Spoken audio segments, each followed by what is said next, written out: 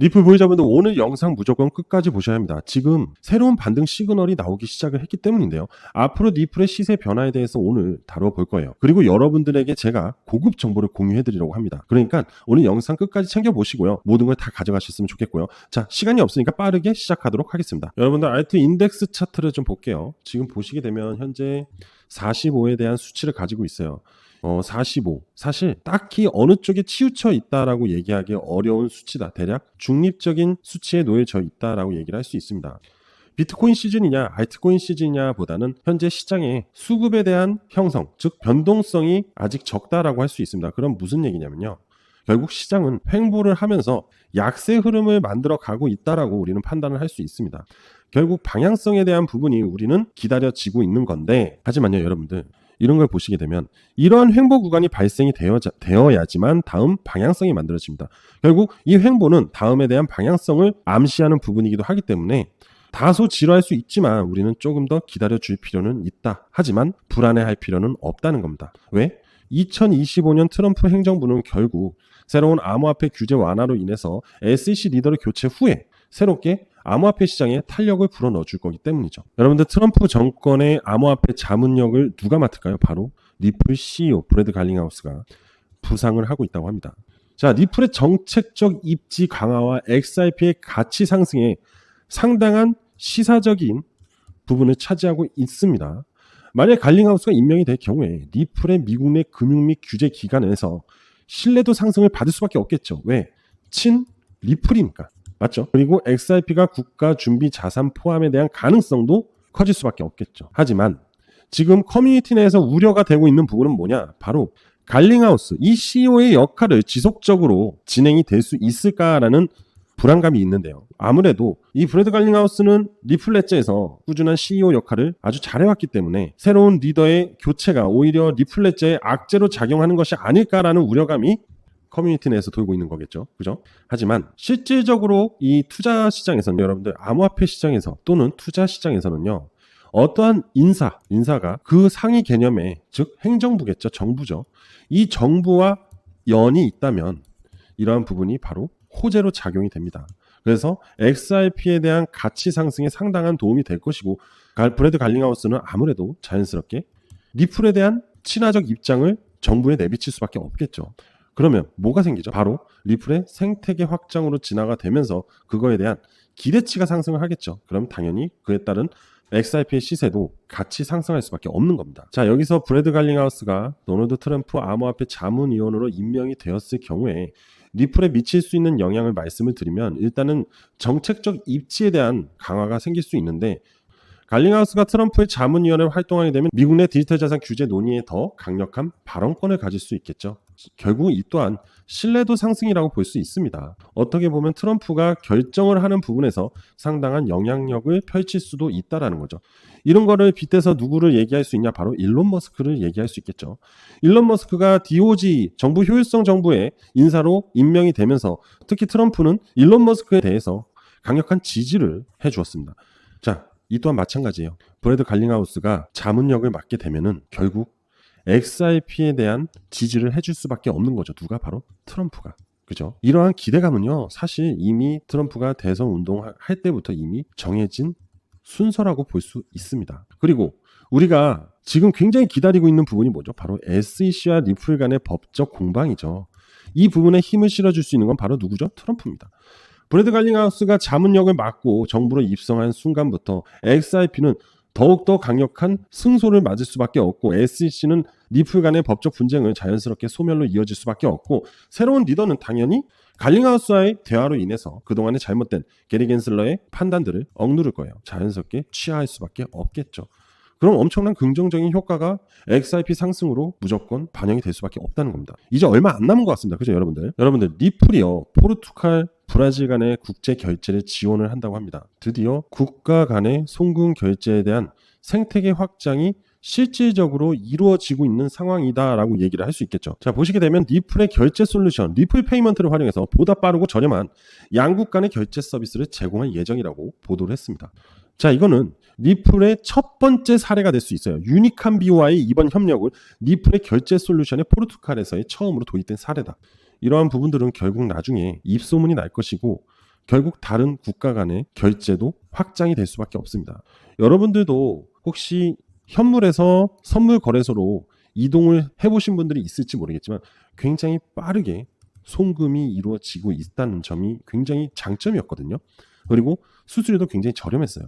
이번에는 국가 간의 대량 금액이 이동하는 사례가 만들어질 거기 때문에 이로 인한 사례는 결국 기업들이 굉장히 좋아하는 상황이 될 수밖에 없습니다. 일단 시간을 벌 수 있고 그리고 비용을 절감할 수 있기 때문에 빠른 다음에 대한 플랜을 짤 수가 있다는 거죠. 기업들은 굉장히 자금 흐름에 대해서 예민합니다. 특히 시간에 대한 부분이 결국 기업들은 돈이기 때문에 그렇거든요. 자, 이러한 사례들이 발생이 되고 여러 기업들이 이용하게 되면요. 결국 리플의 원대한 꿈, 국가 간의 송금 결제는 상당히 원활하게 흘러갈 것이고 그거에 따른 기대치도 굉장히 높아질 수밖에 없습니다. 그리고 참고로 포르투갈과 연결이 돼 있다는 것은 리플은 무엇을 노리고 있냐? 바로 유럽 생태계를 노리고 있다라고 우리는 볼 수 있습니다. 유럽은 유로화에 대한 릴레이션십이 있지만 이 또한 국가 간의 결제 시스템이 있기 때문에 다소 느릴 수 있지만 이거를 XRP가 작용을 한다면 굉장히 빠른 송금 결제의 흐름이 만들어질 거고 유럽 기업들은 이러한 부분으로 인해서 강점을 가지게 됩니다. 어떤 강점? 바로 송금에 대한 강점. 그러면 다른 나라들이 유럽에 있는 기업들과 MOU를 맺는 계약을 따는 이러한 과정들이 많아질 수 있기 때문이겠죠. 결국 기업들의 성장성도 도움이 될 수밖에 없는 겁니다. 자, 여러분들 XRP 차트를 보겠습니다. 확대를 해서요. 여러분들 지금 보시게 되면요. 오늘 시세가 이 빨간색 단기 7일선 위로 복귀를 하고 있습니다. 그죠? 이게 무슨 얘기냐? 바로 단기적 강세 전환을 하겠다는 의도로 보여지고 있고 단기적으로 봤을 때 이 또한 쌍바닥의 흐름을 만들어주고 있습니다. 그러면 어느 정도 XRP의 반등 흐름이 만들어지고 있다는 걸 암시할 수 있어요. 하지만 이 기준선 있죠. 이 기준선을 한 방에 돌파하지는 못할 거예요. 여기서 저항을 맞고 밀렸다가 다시 한번 이렇게 역회된 숄더 구간을 만들어주면서 올라갈 가능성이 높다. 또는 다시 한번 강력하게 밀렸다가 횡보 흐름을 가지고 올라갈 수도 있다. 이러한 두 가지 시나리오를 가질 수 있습니다. 어찌됐든 간에 여러분들 가장 긍정적인 부분이 뭐였냐? 바로 7일선 회복이 나왔다는 겁니다. 단기적인 회복은 굉장히 긍정적인 모습을 보여주고 있는 부분이고 거래량이 줄어든 상태에서 회복은요.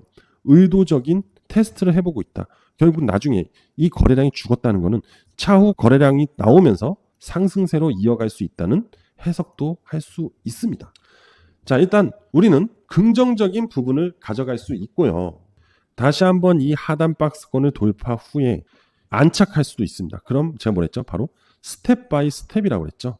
결국 지지대를 단단하게 만들어주고 다시 재차 매집 활동 이후 XRP의 이슈가 만들어지면서 시세 상승 또는 시장의 알트코인 불장의 바람이 들어오면서 또 한 번의 강력한 시세 상승 이러한 시나리오가 만들어질 가능성이 높다라는 겁니다. 그만큼 여러분들은 안정감 있게 리플에 대한 시세를 기다리시면 된다. 이렇게 설명을 드릴 수 있고요.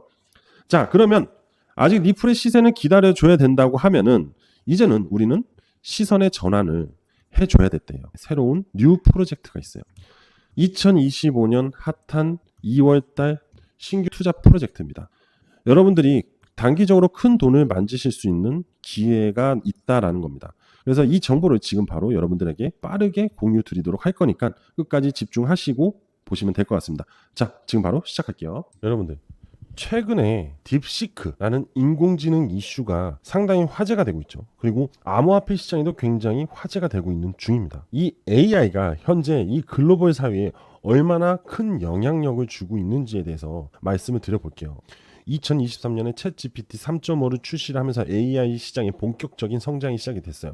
그리고 AI 관련 코인들이 엄청난 성장세를 보여줬습니다. 그리고 미국은 5천억 달러 규모의 스타게이트 AI 인프라 프로젝트를 발표하면서 AI 혁신에 대한 엄청난 의지를 표명을 했거든요. 그런데 이번에 중국이 바로 딥시크라는 AI R1을 출시로 AI 기술 경쟁에 가속도를 내면서 결국 또 미중 간의 AI 패권 싸움이 시작이 되었어요. 현재 트럼프가 다시 또 중국과 무역 전쟁의 시작을 알렸는데 이번엔 AI 시장에 또 전쟁이 일어나면서 암호화폐 시장에서는 다시 한 번 더 AI에 대한 관심이 높아지기 시작을 했습니다. 딥시크는 혁신적 기술로 반복 학습과 전문가 조합 모델, 아키텍처를 통한 높은 성능과 비용 절감. 자, 이 딥시크의 가장 큰 빅 이슈는 바로 비용 절감이라는 겁니다. 결국 HBM이라는 GPU에 대한 비용이 절감이 되는 부분을 얘기하고 탄소 배출을 또한 줄일 수 있다는 환경적인 부분까지도 이슈가 되고 있는 중이에요. 그렇기 때문에 현재 AI는 미국에서 챗 GPT로 최고로 달리고 있는 와중에 중국 내 딥시크가 개발이 되면서 지금 AI 산업을 아니죠. 정확하게 말씀드리면 미국 내 AI 산업을